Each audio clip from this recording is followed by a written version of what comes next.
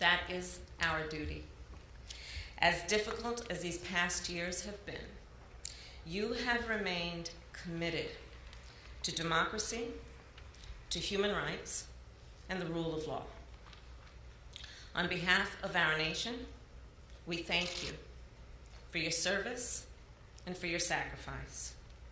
Today we are here in person to tell you that we are committed to upholding the highest standards of integrity and accountability, inclusivity, and diplomacy. On the global stage, as a partner and a leader, this is the foundation on which we stand.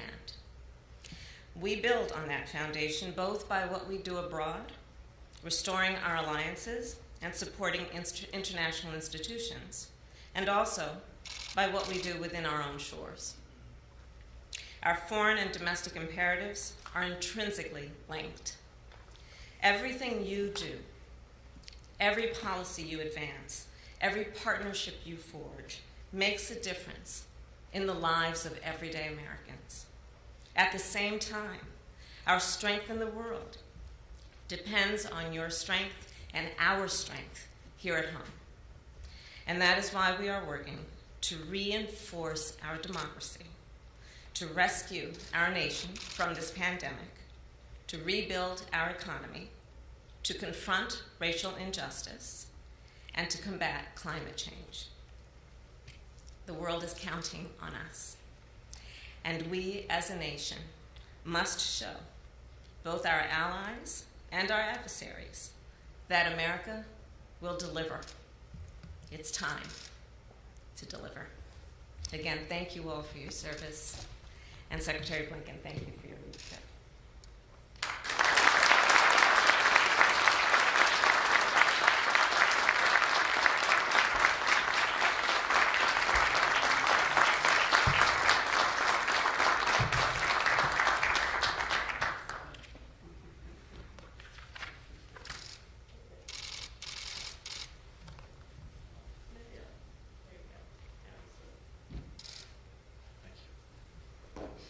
Thank you so much, Madam Vice President.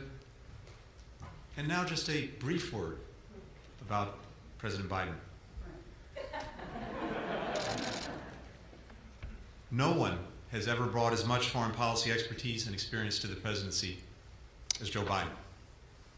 For the 2 decades or so that I've worked for him, I've just been trying to keep up. From Baghdad to Bagram, from Paris to Pretoria, to so many points in between. It's been one of the great privileges and pleasures of my life to watch President Biden in action across the globe. And I know from seeing him in action that he believes profoundly in leading with diplomacy, mobilizing our friends and allies to work together in common cause. As important, he welcomes new ideas, dissenting views, rigorous debate.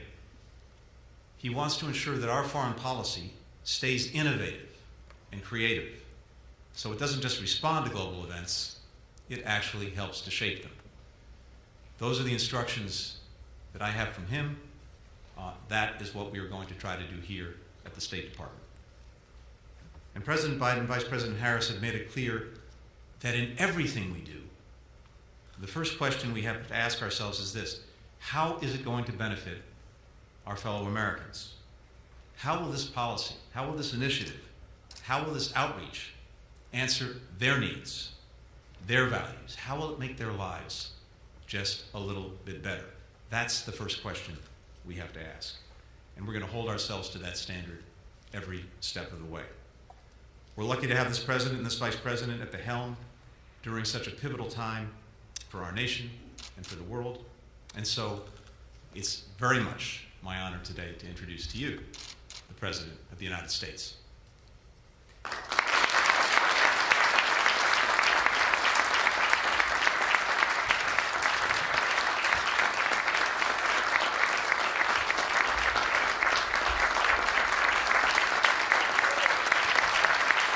Thank you. Thank you, thank you, thank you. Thank you, Mr. Secretary. Thank you for welcoming the Vice President and me back to the State Department. It's true the Secretary and I have worked together a long time, and I know that he has the background and the capacity needed to, quite frankly, lead the State Department at a critical moment. This has been a difficult few years. I've been hanging around as on the Foreign Relations Committee and as chairman and then as vice president and now as president for a long time dealing with state. Those of you who work here, including the new class of diplomats that are on the screen behind me, you're among the brightest, most involved, best educated group of people America has to offer.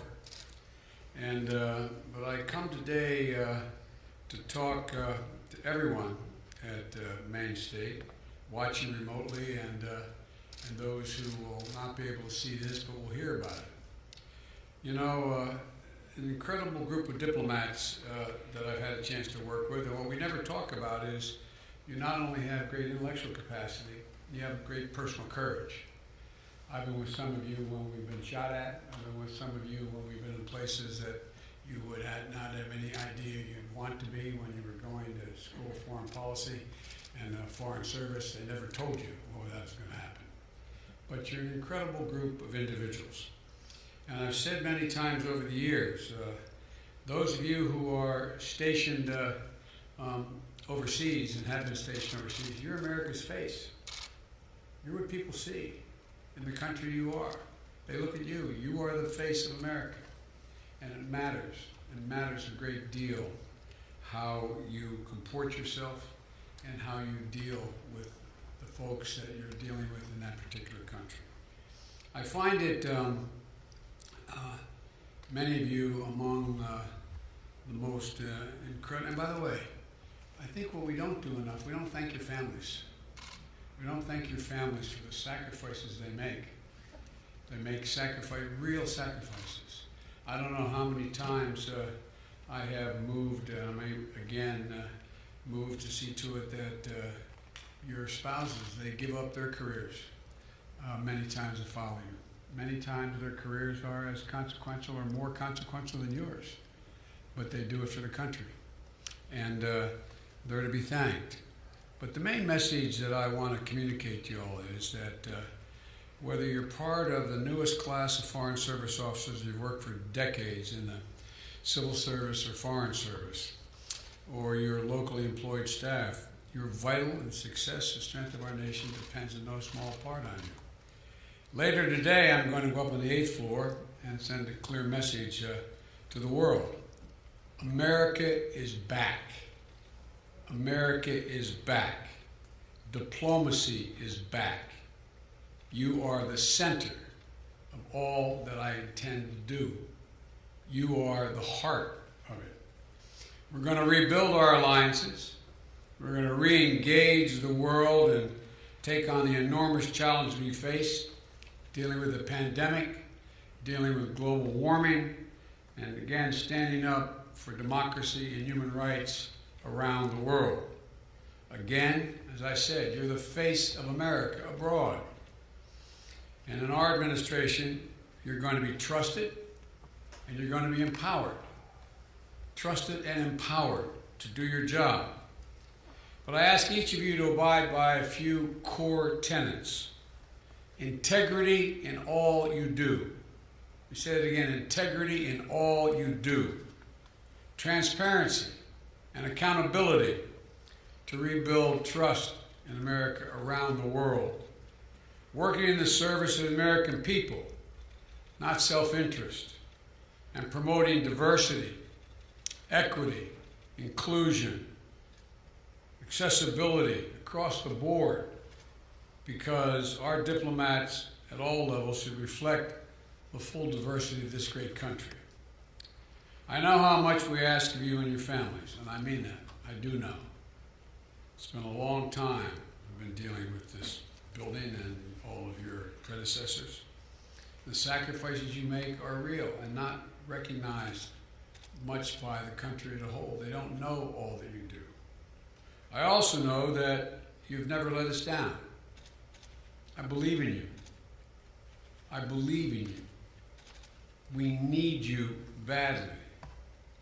I trust you. And I'm going to have your back, that I promise you. Just like you're going to have the backs of the American people. What I always point out to people, in the years when I was chairman of the Foreign Relations Committee, I'd make sure that my Foreign Relations Committee staff came to my home state and worked in constituent services, which many of them thought was sort of beneath them. I'm a foreign policy specialist. But it's all about who you work for, who I work for, who we work for. And the foreign policy is about promoting the interest of the people of the United States when a rubric and a set of principles to treat everyone with decency. So I promise you I'm going to have your back. I promise you. And I expect you to have the back of the American people. Now I've got a lot of work to do, a lot of catching up to do, a lot of rebuilding to do. And I can't think of any group of people better capable of doing it, more ready than all of you. So thank you, thank you, thank you. I look forward to working with you. I look forward to seeing you. And I look forward to coming back when this auditorium is filled and no one has to wait down the podium. So again, folks, thank you. You are the heart and soul of who we are as a country, and the rest of the world is looking to you to help them understand us, and so we can help them as well. So thank you all very much, and may God bless you, and may God keep you all safe when you're abroad. Thank you.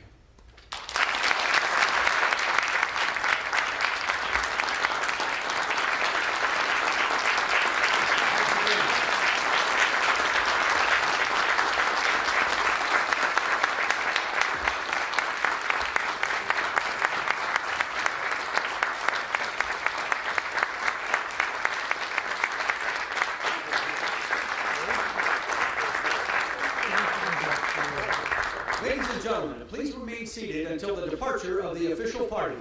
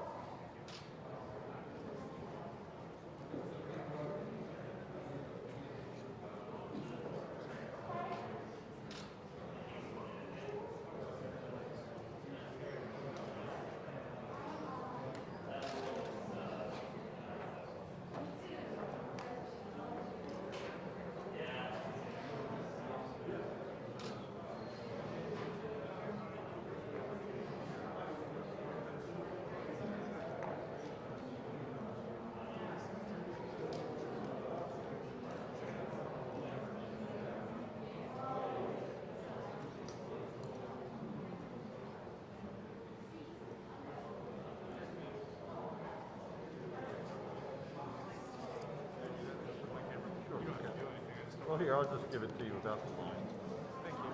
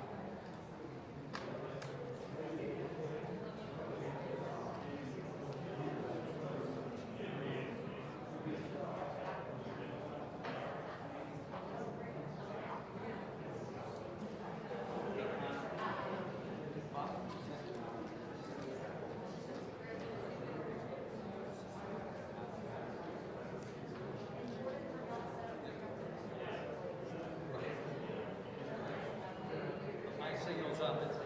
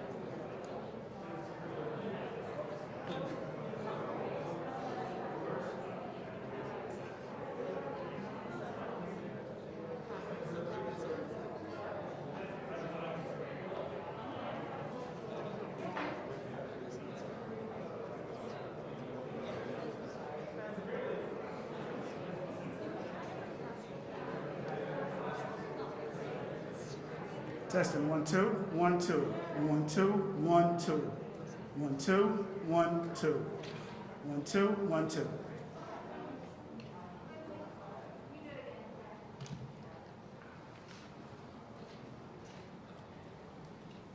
1 2 1 2 1 2 1 2.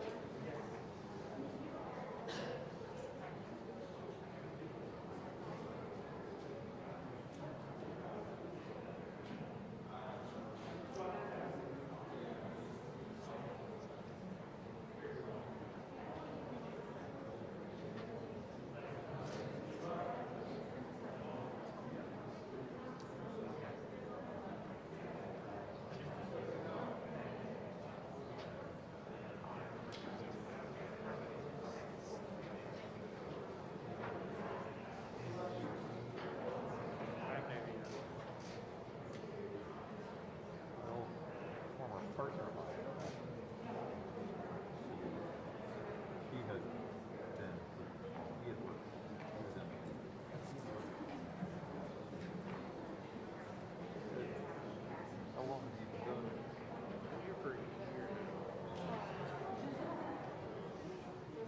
I've really been able to fully appreciate what the job is. My entire experience has been COVID, Oh, right. restricted pool, Exactly. restricted travel. That's true. What's your name? Eight. Abe Barry. Good to meet you. Well, good. Well, I hope it, I was coming in here and they were saying, not yet. I think we'll ramp back into that starting in December.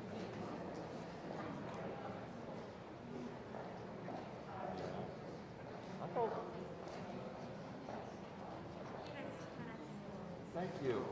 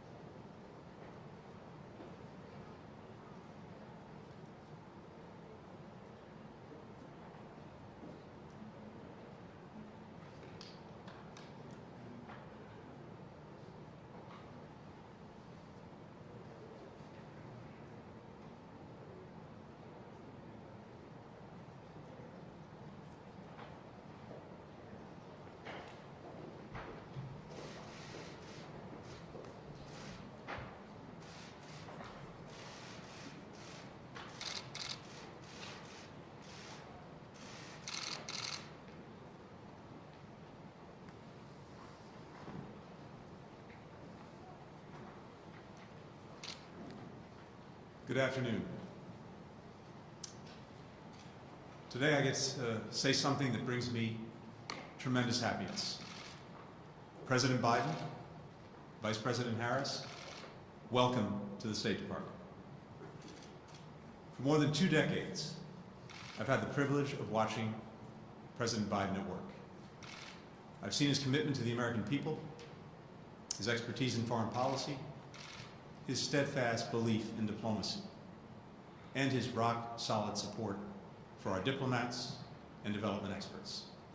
I've seen him on the Hill, in the Oval Office, in distant world capitals from Baghdad to Bagram, Paris to Peoria, and visiting our troops, visiting our diplomats, visiting all the men and women representing this country. And I can say without fear of contradiction that in the history of the presidency, no one has brought as much foreign policy experience to the job as Joe Biden. Wherever he goes, he's been a champion for American leadership and a defender of American values. And in Kamala Harris, he has a vice president, we have a vice president, with a long track record of standing up for the security of the American people, and an abiding commitment to using diplomacy to advance our interests and defend our values around the world. At this moment of unprecedented global challenge, it's more important than ever that the United States show up and lead, because the world simply doesn't organize itself to solve big problems, and the well-being of the American people hangs in the balance. We need diplomacy to get the pandemic under control worldwide, to save American lives and livelihoods. We need diplomacy to address the climate crisis, to protect communities across our country. We need diplomacy to check the rise of authoritarianism, to prevent the spread of dangerous weapons, to shore up democracy, to defend human rights, all of which makes the world more stable and free, and all of which protects the security and prosperity of the American people. Foreign policy is domestic policy. And because our strength at home determines our strength in the world, domestic policy is foreign policy too. President Biden and Vice President Harris know this better than anyone. That's why they believe so strongly in the work that we do at the State Department. And they've made it clear that the first question we must ask ourselves here at State is, how will this benefit our fellow Americans? How will this policy answer their needs? How will this outreach reflect their values? How will this initiative make their lives just a little bit better? We're going to hold ourselves to that standard every step of the way. President Biden and Vice President Harris have come here today at the very start of their administration to make sure we know that we have their support. And that means a great deal to all of the men and women of the State Department. We will do our best, Mr. President, Madam Vice President, to make you proud. And with that, it is my pleasure to introduce the President of the United States, Joe Biden.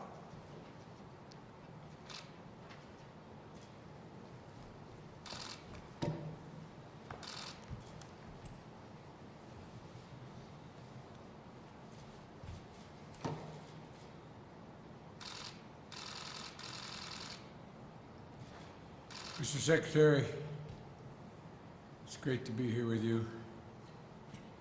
And I've been looking forward a long time to be able to call you Mr. Secretary. Good afternoon, everyone. It's an honor to be back at the State Department under the eyes of the first American chief diplomat, Benjamin Franklin. And by the way, I want you all to know in the press, I was the Benjamin Franklin Professor of Presidential Politics at Penn. And I thought they did that because I was as old as he was, but I guess not. Anyway, all kidding aside, it's great to be here and stand alongside our most recent senior diplomat, Secretary Tony Blinken. Mr. Secretary, thank you for welcoming us today. We've worked together for over 20 years. Your diplomatic skills are respected equally by your friends and our competitors around the world. And they know when you speak for me. And so is the message I want the world to hear today. America is back. America is back. Diplomacy is back at the center of our foreign policy. As I said in my inaugural address, we will repair our alliances and engage with the world once again, not to meet yesterday's challenges, but today's and tomorrow's. American leadership must meet this new moment of advancing authoritarianism, including the growing ambitions of China to rival the United States and the determination of Russia to damage and disrupt our democracy. We must meet the new moment, accelerating global challenges, from the pandemic to the climate crisis to nuclear proliferation, challenging the will only to be solved by nations working together and in common. We can't do it alone. That must be we must start with diplomacy, rooted in America's most cherished democratic values, defending freedom, championing opportunity, upholding universal rights, respecting the rule of law, and treating every person with dignity. That's the grounding wire of our global policy, our global power. That's our inexhaustible source of strength. That's America's abiding advantage. Though many of these values have come under intense pressure in recent years, even pushed to the brink in the last few weeks, the American people are going to emerge from this moment stronger, more determined, and better equipped to unite the world in fighting to defend democracy, because we have fought for it ourselves. Over the past few days, we've been in close cooperation with our allies and partners to bring together the international community to address the military coup in Burma. I've also been in touch with Leader McConnell to discuss our shared concerns about the situation in Burma, and we are united in our resolve. There can be no doubt, in a democracy, force should never seek to overrule the will of the people or attempt to erase the outcome of a credible election. The Burmese military should relinquish power they have seized, release the advocates and activists and officials they have detained, lift the restrictions on telecommunications, and refrain from violence. As I said earlier this week, we will work with our partners to support restoration of democracy and the rule of law and impose consequences on those responsible. Over the past 2 weeks, I've spoken with the leaders of many of our closest friends: Canada, Mexico, the UK, Germany, France, NATO, Japan, South Korea, Australia, to reforming the habits of cooperation and rebuilding the muscle of democratic alliances that have atrophied over the past few years of neglect and, I would argue, abuse. America and alliances are our greatest asset. And leading with diplomacy means standing shoulder to shoulder with our allies and key partners once again. By leading with diplomacy, we must also mean engaging our adversaries and our competitors diplomatically, where it's in our interest, and advance the security of the American people. That's why yesterday the United States and Russia agreed to extend the New START Treaty for 5 years to preserve the only remaining treaty between our countries safeguarding nuclear stability. At the same time, I made it clear to President Putin, in a manner very different from my predecessor, that the days of the United States rolling over in the face of Russia's aggressive actions, interfering with our elections, cyber attacks, poisoning its citizens, are over. We will not hesitate to raise the cost on Russia and defend our vital interest and our people. And we will be more effective in dealing with Russia when we work in coalition and coordination with other like-minded partners. The politically motivated jailing of Alexei Navalny and the Russian efforts to suppress freedom of expression and peaceful assembly are a matter of deep concern to us and the international community. Mr. Navalny, like all Russian citizens, is entitled to his rights under the Russian Constitution. He's been targeted for exposing corruption. He should be released immediately and without condition.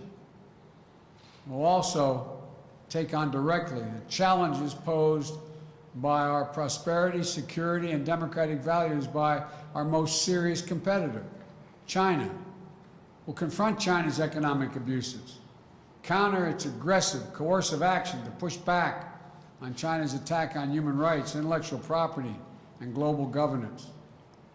But we are ready to work with Beijing when it's in America's interest to do so.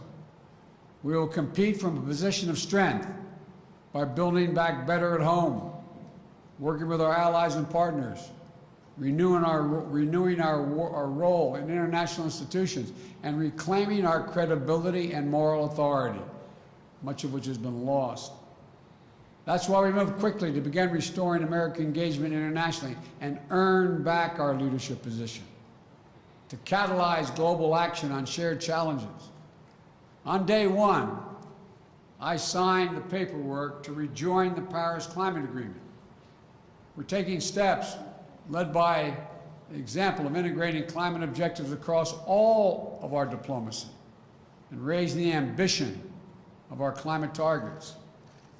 That way we can challenge other nations, other major emitters, to up the ante on their own commitments. I'll be hosting a Climate Leaders Summit to address the climate crisis on Earth Day of this year. America must lead in the face of this existential threat. And just as with the pandemic, it requires global cooperation. We've also re-engaged with the World Health Organization. That way we can build better global preparedness to counter COVID-19, as well as detect and prevent future pandemics, because there will be more. We've elevated the status of cyber issues within our government, including appointing the first Deputy National Security Advisor for Cyber and Emerging Technology. We're launching an urgent initiative to improve our capability, readiness, and resilience in cyberspace. Today, I'm announcing additional steps to course correct our foreign policy and better unite our democratic values with our diplomatic leadership. To begin, Defense Secretary Austin will be leading a global posture review of our forces so that our military footprint is appropriately aligned with our foreign policy and national security priorities. It will be coordinated across all elements of our national security, with Secretary Austin and Secretary Blinken working in close cooperation. And while this review is taking place, we'll be stopping any planned troop withdrawals from Germany. We're also stepping up our diplomacy to end the war in Yemen, a war which has created a humanitarian and strategic catastrophe. I've asked my Middle East team to ensure our support for the United Nations-led initiative to impose a ceasefire, open humanitarian challenge, and restore long-dormant peace talks. This morning, Secretary Blinken appointed Tim Lenderking, a career foreign policy officer, as our special envoy to the Yemen conflict, and I appreciate his doing this. Tim has lifelong experience in the region, and he'll work with the UN envoy and all parties of the conflict to push for a diplomatic resolution. And Tim's diplomacy will be bolstered by USAID working to ensure that humanitarian aid is reaching the Yemeni people who are suffering unendurable devastation. This war has to end. And to underscore our commitment, we are ending all American support for offensive operations in the war in Yemen, including relevant arms sales. At the same time, Saudi Arabia faces missile attacks, UAV strikes, and other threats from Iranian-supplied forces in multiple countries. We're going to continue to support and help Saudi Arabia defend its sovereignty and its territorial integrity and its people. We also face a crisis of more than 80 million displaced people suffering all around the world. The United States' moral leadership on refugee issues was a point of bipartisan consensus for so many decades when I first got here. We shine the lamp of liberty on oppressed people We offered safe havens for those fleeing violence or persecution. And our example pushed other nations to open wide their doors as well. So today, I'm approving an executive order to begin the hard work of restoring our refugee admissions program to help meet the unprecedented global need. It's going to take time to rebuild what has been so badly damaged, but that's precisely what we're going to do. This executive order will position us to be able to raise the refugee admissions back up to 125,000 persons for the first full fiscal year of the Biden-Harris administration. And I'm directing the State Department to consult with Congress about making a down payment on that commitment as soon as possible. And to further repair our moral leadership, I'm also issuing a presidential memo to agencies to reinvigorate our leadership on the LGBTQI issues and do it internationally. You know, we'll ensure diplomacy and foreign assistance are working to promote the rights of those individuals included by combating criminalization and protecting the LGBTQ refugees and asylum seekers. Finally, to successfully reassert our diplomacy and keep Americans safe, prosperous, and free, we must restore the health and morale of our foreign policy institutions. I want the people who work in this building and our embassies and consuls around the world to know I value your expertise and I respect you, and I will have your back. This administration is going to empower you to do your jobs, not target or politicize you. We want a rigorous debate that brings all perspectives and makes room for dissent. That's how we'll get the best possible policy outcomes. So with your help, the United States will again lead, not just by the example of our power, but the power of our example. That's why my administration has already taken the important step to live our domestic values at home, our democratic values at home. Within hours of taking office, I signed an executive order overturning the hateful, discriminatory Muslim ban, reversed the ban on transgender individuals serving in our military. As part of our commitment to truth, transparency, and accountability, we stated on day one, we started in day one with daily briefings of the press from the White House. We've reinstituted regular briefings here at State and at the Pentagon. We believe a free press isn't an adversary. Rather, it's essential. A free press is essential to the health of a democracy. We've restored our commitment to science and to create policies grounded in facts and evidence. I suspect Ben Franklin would approve. We've taken steps to acknowledge and address systemic racism and the scourge of white supremacy in our own country. Racial equity will not just be an issue for one department in our administration. It has to be the business of the whole of government and all our federal policies and institutions. All this matters to foreign policy because when we host the Summit of Democracies early in my administration, to rally the nations of the world to defend democracy globally, to push back the authoritarianism as advanced, we'll be a much more credible partner because of these efforts to shore up our own foundations. There's no longer a bright line between foreign and domestic policy. Every action we take in our conduct abroad, we must take with American working families in mind. Advancing a foreign policy for the middle class demands urgent focus on our domestic economic renewal. And that's why I immediately put forth the American Rescue Plan to pull us out of this economic crisis. That's why I signed an executive order strengthening our Buy American policies last week. And it's also why I work with Congress to make far-reaching investments in research and development of transformative technologies. These investments are going to create jobs, maintain America's competitive edge globally, and ensure all Americans share in the dividends.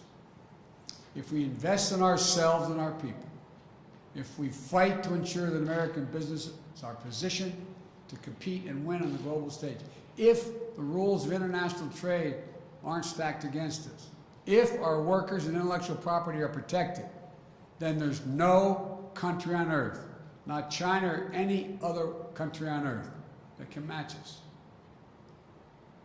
Investing in our diplomacy isn't something we do just because it's the right thing to do for the world. We do it in order to live in peace, security, and prosperity. We do it because it's in our own naked self-interest.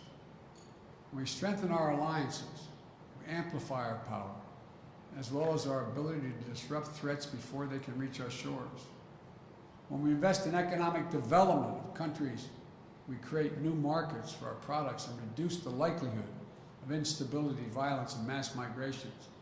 When we strengthen health systems in far regions of the world, we reduce the risk of future pandemics that could threaten our people and our economy.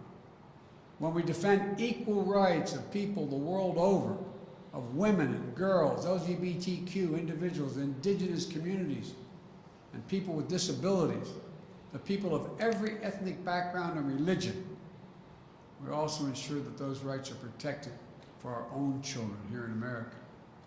America cannot afford to be absent any longer on the world stage. I come today to the State Department, an agency as old and as storied as the nation itself, because diplomacy has always been essential to how America writes its own destiny. For the diplomacy of Ben Franklin helped assure the success of our revolution. The vision of the Marshall Plan helped prevent the world from foundering on the wreckage of war. And the passions of Eleanor Roosevelt declared the audacious idea of universal rights that belong to all. The leadership of diplomats of every stripe doing the daily work of engagement created the very idea of a free and interconnected world. We are a country that does big things. American diplomacy makes it happen. And our administration is ready to take up the mantle and lead once again. Thank you all. May God bless you and protect our troops, our diplomats, and our development experts, and all Americans serving in harm's way. Go this way. Thank you.